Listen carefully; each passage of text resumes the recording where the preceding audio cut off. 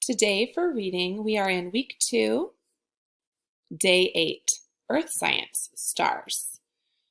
After you press Take Me There, these are some other activities that you can do. First, you press Take Me There. Our 2 books are Stars, Stars, Stars, which is our fiction story. You can watch the story by pressing here or over here. And our nonfiction book that gives us information and teaches us is called Looking Through a Telescope. You can press here or here to read the book.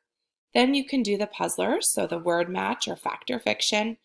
You can do dive deeper activities. When you're done, you're going to click out of this. And in your assignment, you have a phonics lesson to do and Imagine Learning. When you're done with everything, make sure to press the blue turn-in button so I know you did it all.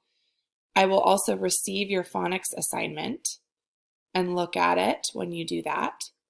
And then it is time to read at home or do Epic Books. Happy reading!